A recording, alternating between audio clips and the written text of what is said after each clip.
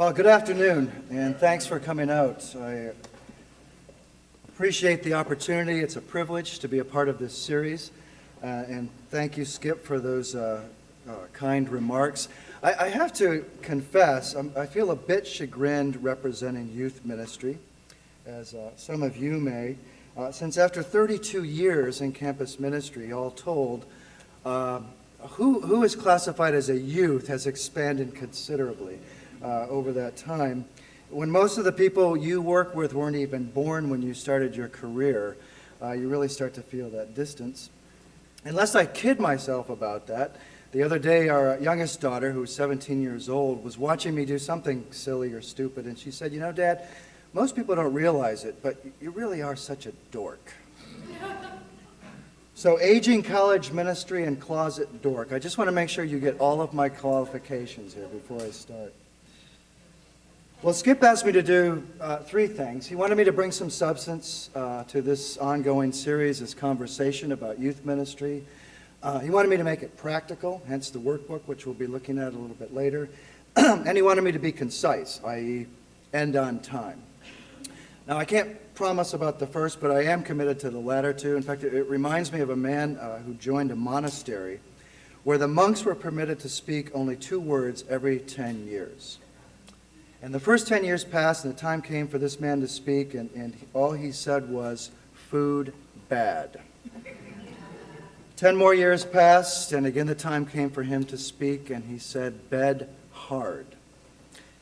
Finally, 10 more years passed, and the abbot came to him and asked him, "Brother, what would you like to say?" And the man said, "I quit." To which the abbot replied, "Well, I'm not surprised. You haven't done anything but complain ever since you got here." So I'm going to try to say a lot in a little amount of time, hopefully with a more positive effect than that. Now, as a preface to our topic, the youth minister as cultural diagnostician, I wanted to share a little bit with you about my own development and how I came to develop the particular thing we're going to look at, this Faultlines workbook. When I began my ministry with college students, I thought I was the guy who was going to take someone from A to Z, win them to faith, disciple them, train them, mentor them, and send them out mature and ready to change the world. Well, after all these decades in ministry, and especially after 24 years at Yale University, my expectations and goals had to be adjusted considerably. So now my new definition of success is this: if I can help somebody go from A to B, or maybe C or D, or G to H, or R to S, depending on where they're at when I find them, I feel like I'm making a contribution to their lives. What I realize is that people are obviously a whole lot more complicated than I thought. Instead of thinking about my goals and my timeline, I needed to think in terms of who they were and their journey, their aspirations. So I came up with a syllogism for ministry. It goes like this: ministry is people. People are messy. Therefore, ministry is messy. So a new question that emerged for me was, how can I be involved effectively in their process? Whatever opportunity or privilege I have for whatever amount of time I have with them.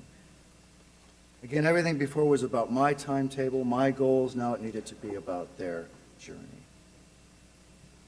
Now, of course, this doesn't mean that we can't have an impact in people's lives. Indeed, why are we even involved in ministry at all if we don't believe that God is going to somehow work through us to make a difference in somebody's life? So along these lines, there have always been many questions that have occupied my attention. Questions about what it means to minister to people, ministering to them where they are, but still with desire to see them where the Lord wants them to be. One of the questions that I continually ask, both as a campus minister and also as a father, centers on motivation and desire. What motivates people to change? I'm sure it's a question we all ask about ourselves as well as the people we work with. If work with youth is about anything, it's about helping to shape the vision and values of individuals who are in the process of some dramatic change in their lives. trying to figure out who they are, where they belong, where they fit in, what will guide their lives. Now, I believe young people want to follow, but therein lies both the opportunity and the rub. People want to follow, but they can also be resistant to any course that is prescribed for them. And we know this, that young people have to be won over to a vision of life that they think is worth following, that is worthwhile. In fact, we all feel that way. A vision of life that addresses what they most deeply want and care about. Think of all the times Jesus centered on the issue of desires with people. It shaped a lot of his instruction about himself and what it was he promised to do in people's lives. Or as Augustine once put it, we are on a road which is not a road from place to place, but a road of the affections. So I submit that this question, what motivates people to change, lies at the heart of a youth minister's vocation. And if I'm right about that, then this requires, among other things, an ability to enter into the life of an individual in order to perceive what most deeply influences their decision-making, as well as the decisions that they make. And as we do that, we want to develop keen skills of perception and attentiveness, as well as sensitivity to the environment in terms of the cultural influences and how these may shape a person's outlook, particularly along the lines of their receptivity or their resistance to Christ in a Christian ministry context. Hence the title of the talk, Youth Minister as Cultural Diagnostician. And this is actually an image that I don't lift from the medical world, but from the world of literary arts. The Catholic novelist Walker Percy used to refer to the novelist as diagnostician. And what he meant by that was somebody who had this set of radar, who was really thinking about the whole environment and how that environment was influencing or shaping people's values and sensibilities. So people are complicated, but we hear otherwise in some ways. About, I guess it was the second decade into my ministry, a phenomenon of generational profiling began to emerge. This was when we first heard about Generation X, and then Generation Y, and now we have the millennials and various other ways of classifying an entire generation of people, or generationalizing, as I like to call it. And there were a lot of benefits to this. At least we were attentive to the fact that the culture does have an influence. It does shape people's values and their vision of life. And as these focused particularly on younger generations, it did point out what kinds of trends there were, maybe, in their sensibilities. But it became sort of a cottage industry. It has become a cottage industry, sort of a philosopher's stone that promised to help us work out exactly what somebody was like so we could figure out how to connect with them. Now, that may be a little bit overblown in terms of our expectations, but you know what I'm talking about. Now, the cons of generationalizing that I noticed, and which bothered me, prompted my own critique of the critique, so to speak. For one thing, they weren't generation specific, the features that were outlined. Almost every one of these generational profiles since Gen X have, for example, talked about people being anti-authority or anti-authoritarian. Well, some of the most anti-authoritarian people I know are older people like Skip Masbeck. And then I realized, I have yet to meet a single person who actually fits the profile. Now, maybe in some ways, but not in some significant other ways. There's a mix of sensibilities that we find in any one individual. And then thirdly, they tended to be thin, as generalizations usually are. They do tell of trends and sensibilities, but they don't really tell us how to connect deeply with the individual who's standing in front of us. What it is that is really going on in terms of their own aspirations, what is really guiding them. It may be influences from the culture, undoubtedly it is. But I don't know that until I'm face to face with that person. So in terms of Christian-specific work, what I really wanted to understand was what is making this person resistant or receptive to Christ and to Christian faith? Again, how are they making decisions, or what is influencing those decisions, not just their particular behavior? So for that kind of tool, I needed to go beyond general trends. I needed to go beyond relevance, which tends to be the application of some of the generational profiles. Relevance in the terms of worship styles or something along those lines. I wanted to go beyond relevance to resonance. I wanted to discover, what does it really mean to connect the faith with someone's deepest needs, aspirations, sense of themselves, etc. When my wife and I were co-directing a youth ministry, an undergraduate ministry here at Yale, we had the opportunity to bring some Yale students up to the mountains in Southern California where my in-laws live. And these were all students who grew up in Los Angeles, and they had never seen a night sky, really seen a night sky. So we took them out that night and we showed them this, and they were just blown away. They had never seen the brilliance of the stars the way you see when you're a mile or higher above.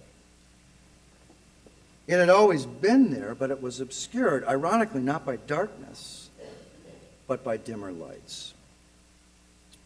The night sky was there in all of its captivating glory, but they just had never seen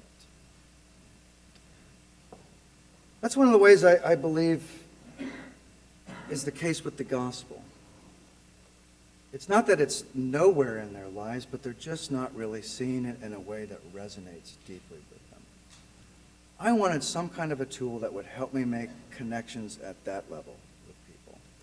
So generational profiles and discussions about youth culture, that all can be helpful, and I take advantage of it. But I really wanted to be able to know how to dig deeper with people. Hence, the Faultlines model.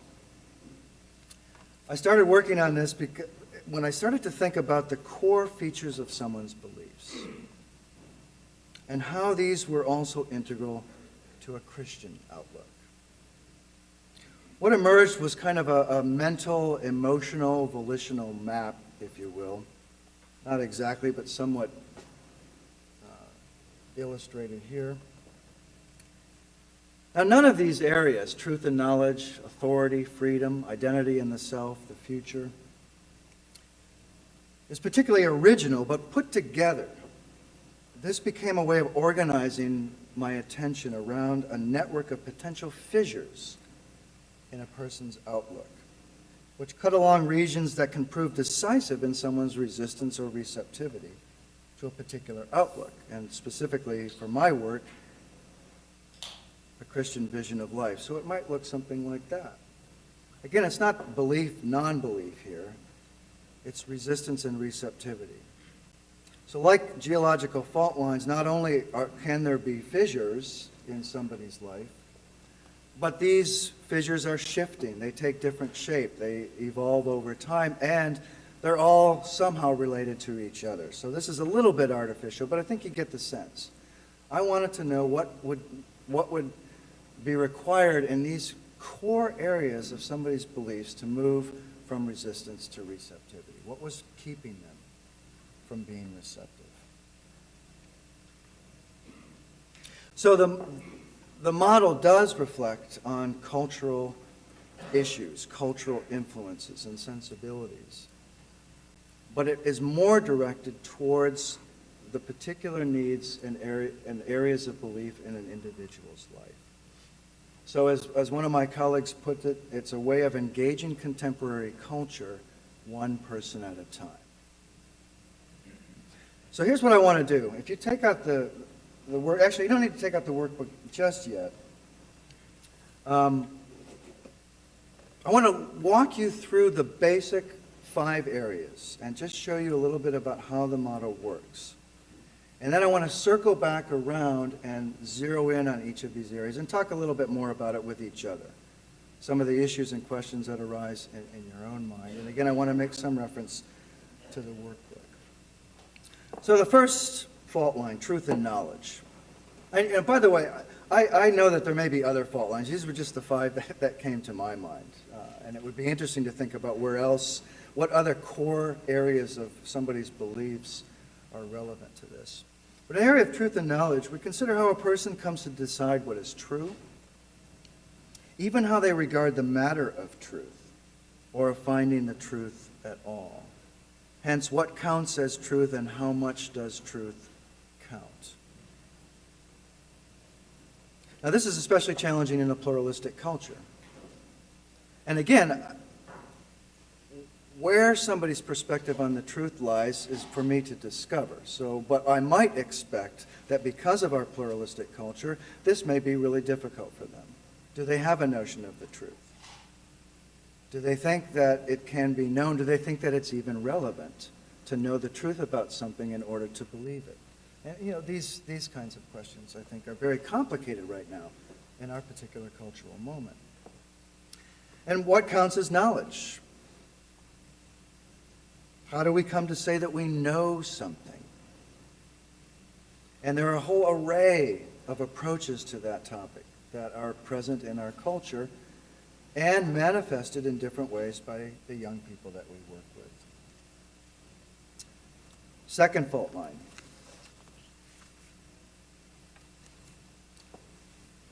Authority regards the grounds for beliefs and where we locate the sources for what we claim is true as a basis for their validity.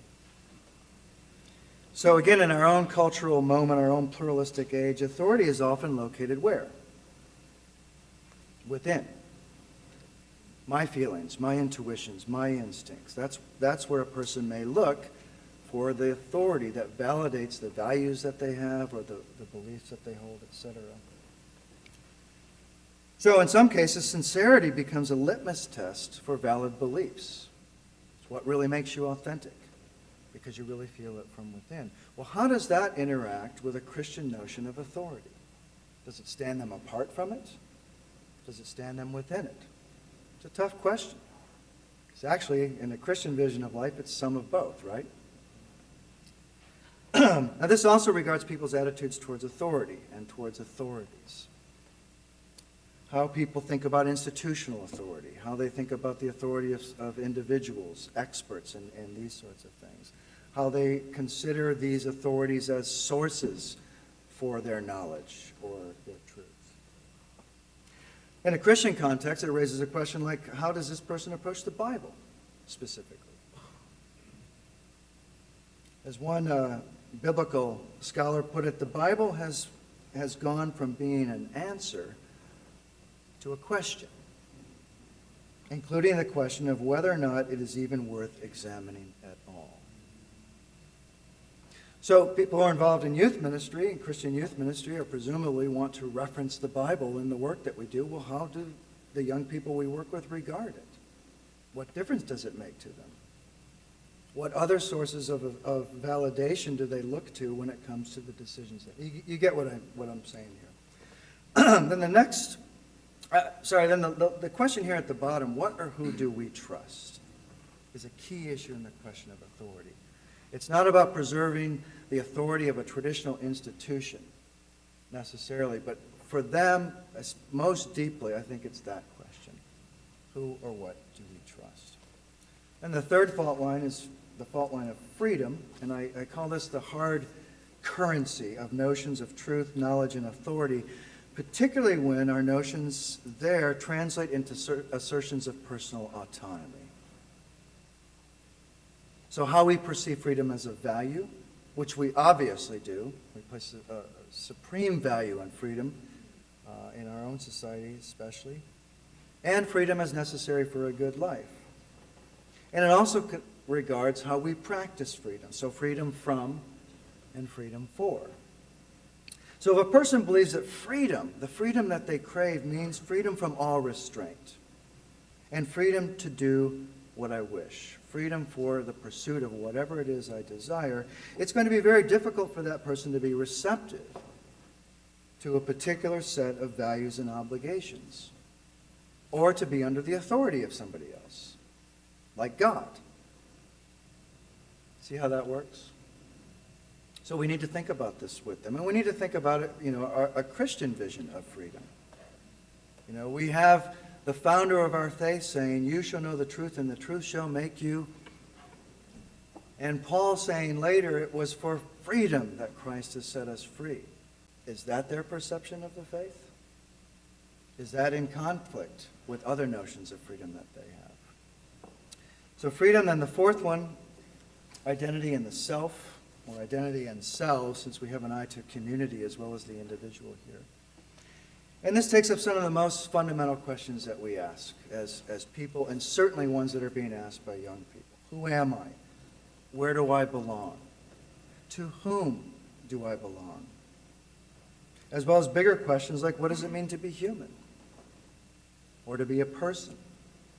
Are we made in the image of God? Or are we the captains of our own identity?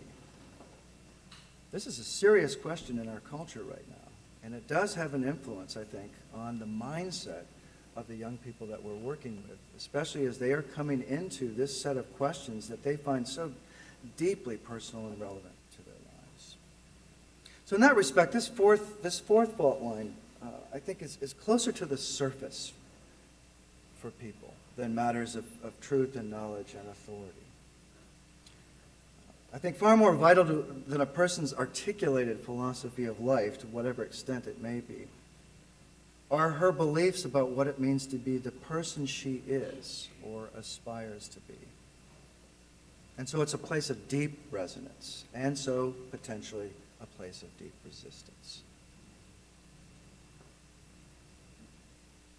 It also inquires about the sources of the self, to use Charles Taylor's phrase. I don't know if you've ever read his book, Sources of the Self, but what are all the image, self-concept shaping influences that this particular person has adopted as his or her own?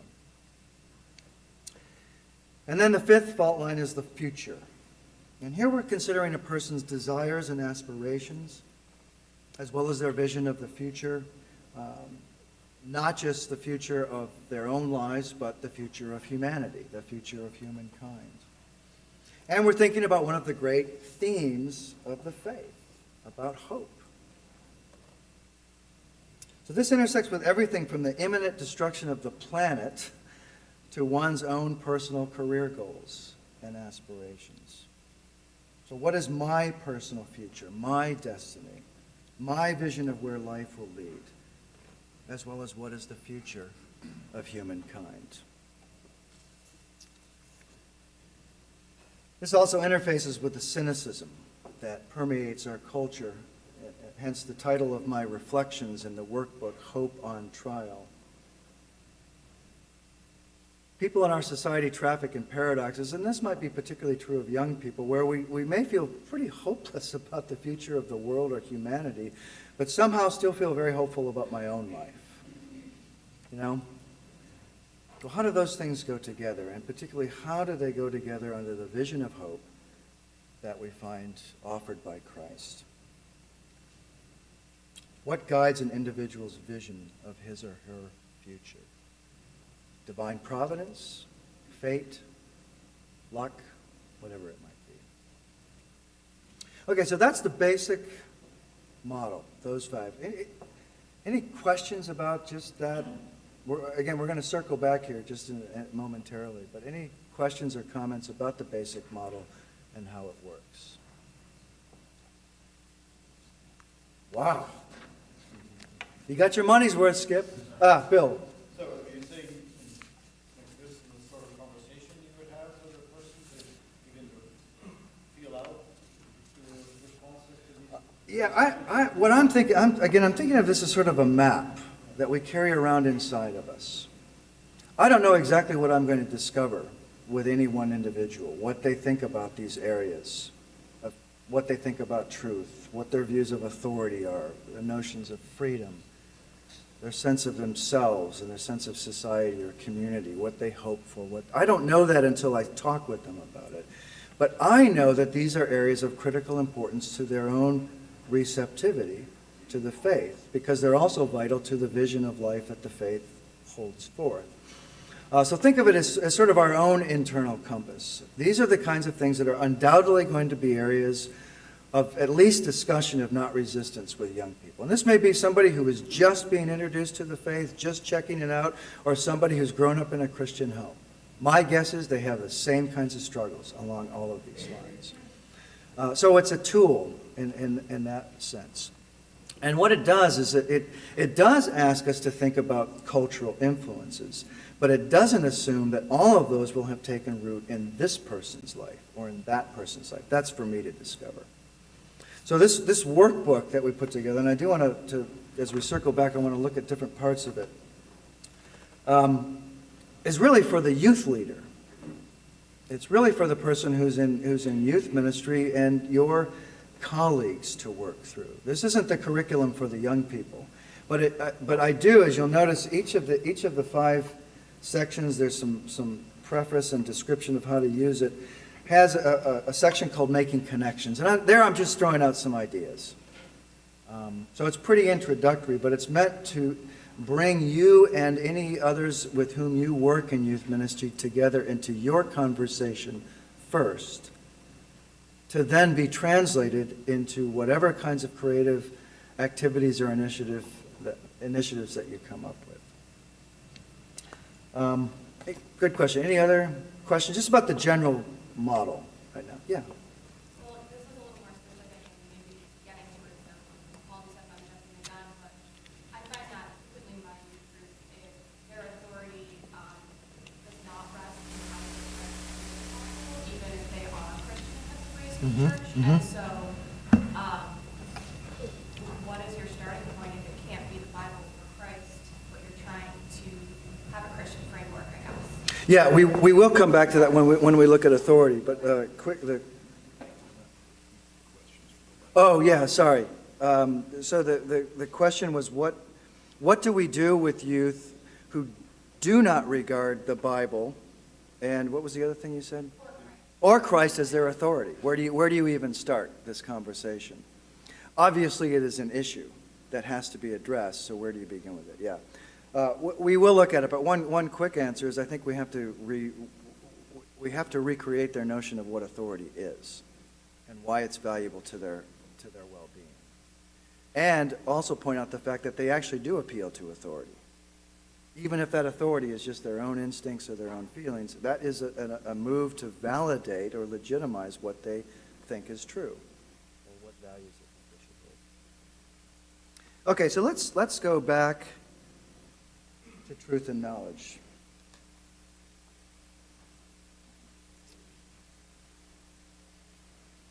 So each of these sections begins with some general reflections on the cultural moment. Again, these are huge topics, and so I call these reflections because that's really all they are. They're just introductory.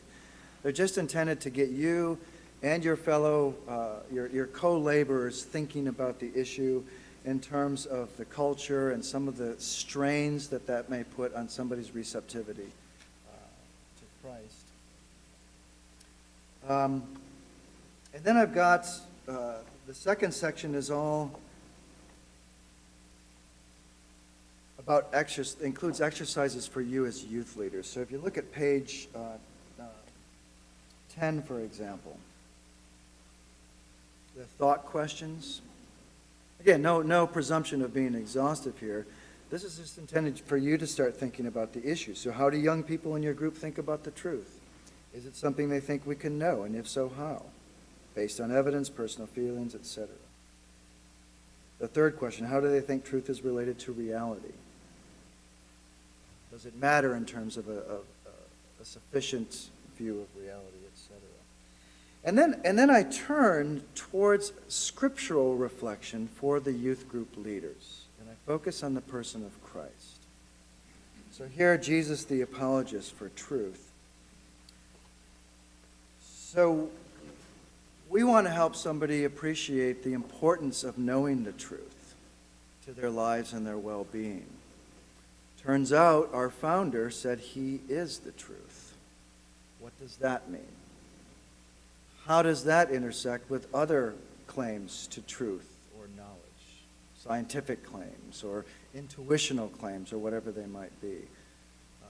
How does Jesus embody a notion of the truth that promises to resonate with people in some very particular and I think poignant sorts of ways?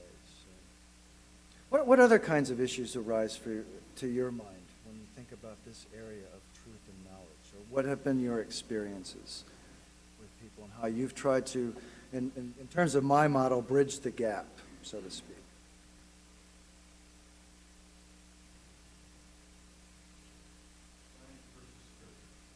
Science versus Scripture.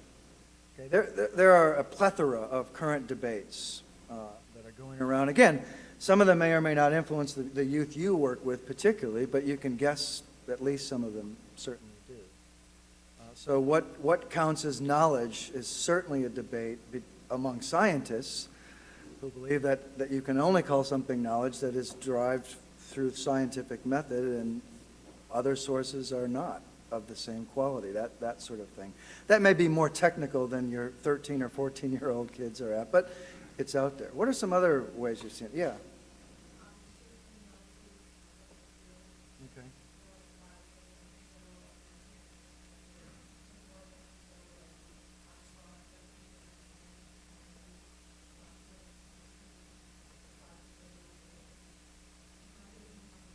Yeah. Yeah, and that's a good example of how truth and authority are obviously interrelated, interconnected. It's not just the content of something, it's the source of it as well. Yeah. Okay. Mm-hmm. Who gets to know the truth? Whose claims to the truth about the world and about the cosmos or whatever it is are privileged? Are they? Or are they not? Yes, a very important question. I think people in our culture are asking this question, but certainly young people are. My children are, who are teenagers, yeah.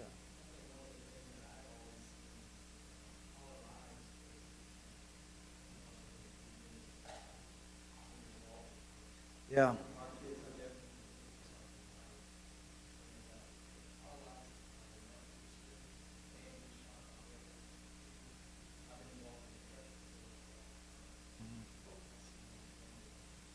Yeah, and that goes back to this conviction that our founder is the truth, the embodiment of truth. You know, we have a lot of rich resources to talk about truth when Jesus made that claim. In a lot of ways we can examine with young people other notions of the truth, other sources of the truth, as well as what this particular truth looks like, which you're right. If we're not embodying it, our own hypocrisy is one of the greatest causes of somebody's resistance. And I, as a father, am the first one to confess that this is the case. Yeah.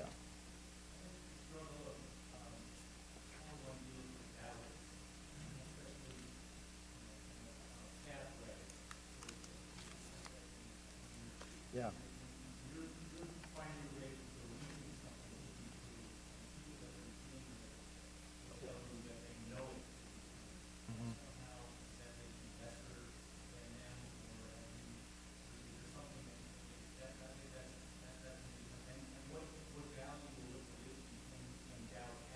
Yeah.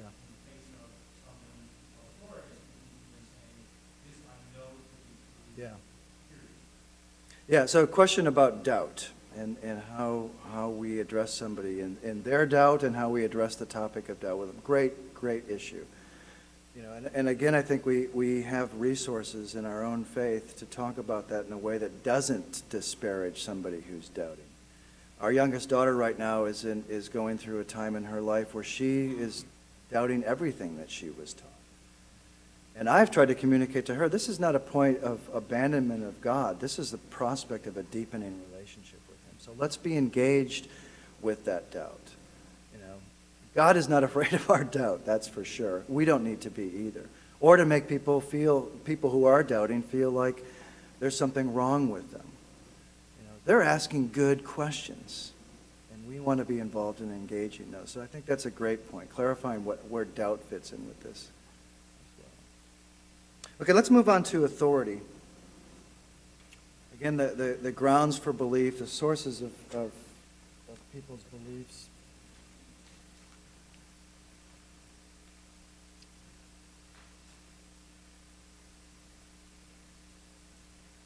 One of the things that I wanted to try to do, if you turn over to that section in the workbook,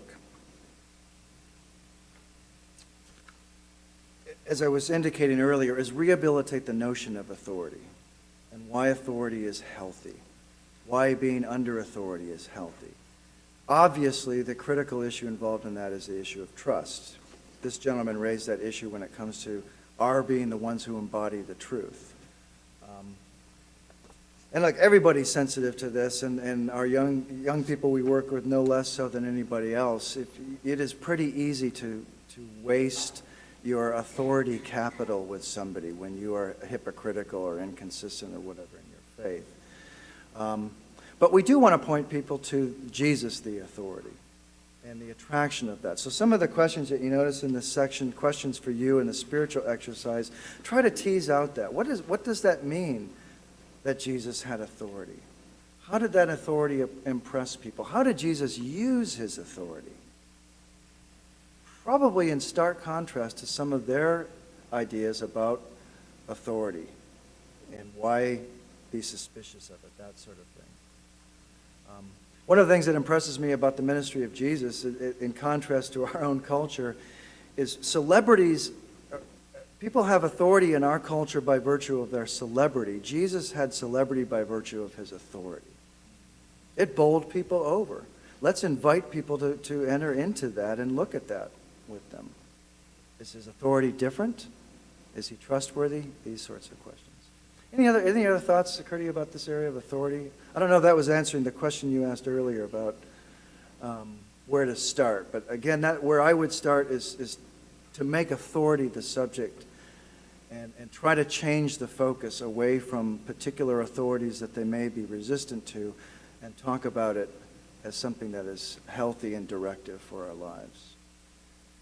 Any other thoughts about that? Authority?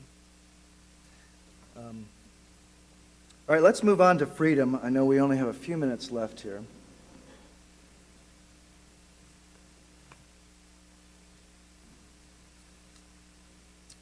If you flip over to that section in the workbook,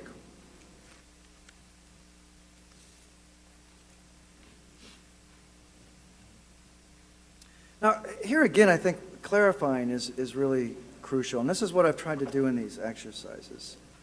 First of all, again, to get us to think about freedom. Supposedly we are those who teach a gospel of freedom, a vision of freedom.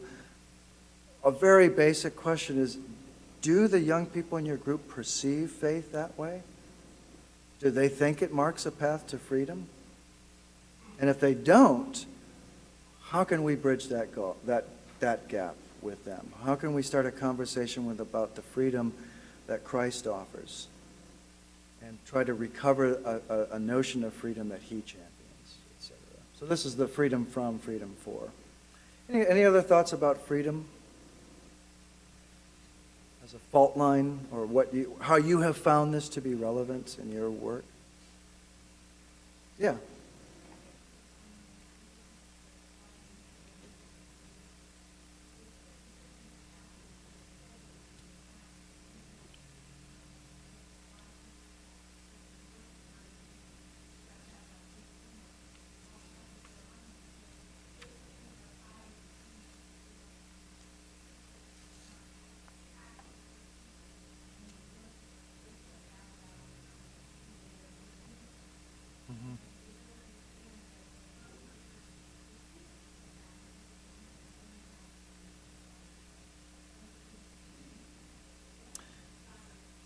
Yeah, and that's a great point. Again, it's not like, academic notions of freedom are what our kids worry about. It's feeling that burden, that pressure, that restraint on a daily basis. So what would the experience of freedom from Christ look like? Is one of the key questions that we want to raise with them, along the lines of your question about, or your comment about just how burdened young people feel. Yeah. Yeah, go ahead.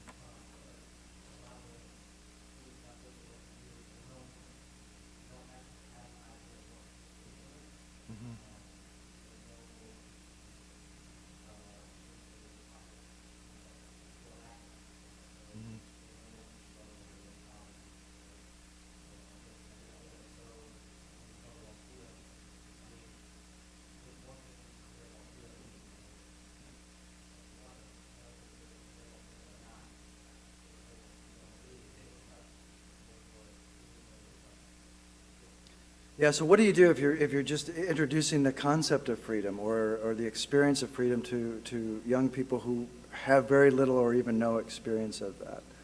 And I'm glad you mentioned that also, because one of the reasons that I'm emphasizing your use of this and not necessarily what I've laid out here is because the young people you work with are from all kinds of different backgrounds and experiences. And that is going to require, I think the model works as an outline regardless, but you have to think about what is specific to these young people I work with, and it could be very different. Young people who are involved in a youth group in inner city New Haven may have very different experiences than a kid from Cheshire, Connecticut. So, how do we translate those kinds of differences and nuances?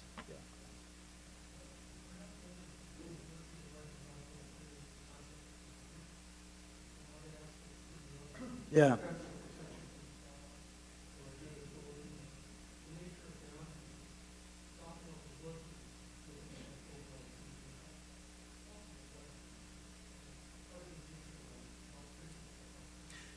Yeah. I think that's, and again, I think the first thing you can do, again, back to your question of where do you start, is involve them in a discussion of the issue.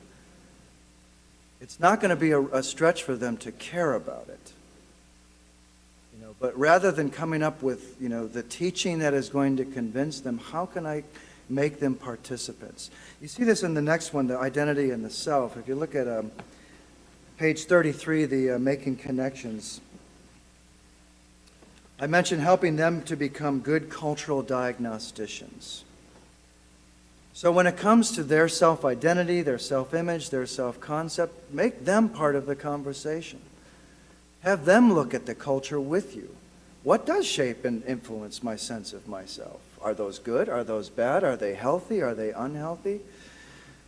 You're creating a conversation around a subject that's of vital importance to their own receptivity or resistance to Christ, but you're not making the conclusions for them, but involving them in a process of discovery. And again, I think this issue of identity and self, I wish we had more time. I know we don't to talk about it, but this is probably the core from which all the other fault line areas radiate. This is where they really feel it the most. And I don't need to tell you how questions about identity and what it means to be a person, as well as somebody's individual sense of self, are at issue in our culture today. And this may take a lot of work, and I might even recommend you start here and take up the other fault lines from this core. And maybe, again, just helping them start to look at their own culture, as I've tried to do with my kids. Yeah, Leslie?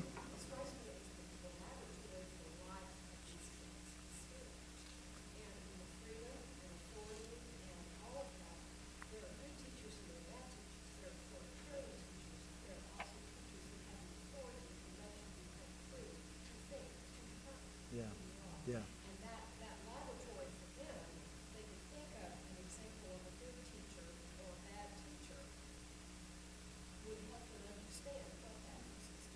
Yeah. Create freedom of thought. Yeah. Freedom of being. Yeah. Anything that we can do to embody. This is why in my Making Connections sections I recommend a lot of the use of other media, which you probably do anyway. But films, books, what they're reading, what they're looking at, all of that can be a rich resource to engage them. They may just not have thought of it in those terms. They just went to the movie and thought it was interesting. What we do as youth leaders is turn it into a conversation. So, and lastly, the future, then. We need to wrap up here. I am really amazed at our preoccupation with the future in our society, in particular apocalyptic and dystopian futures. And one of the questions that and this is true of young people's, what they're reading, Hunger Games, for example, what they're looking at. And I don't know exactly how it's registering with them. I'm betting that it is in one way or another. It at least is expressing a profound anxiety that we all feel about the future. So how is this influencing them? How is this an expression of what they may feel? Is there a difference between that and their own personal dreams and aspirations, as I was suggesting earlier? But really the focus of it is, as I say in the section of reflections for the youth group leaders, is in what way is Jesus the achiever of our hope? what does that even mean?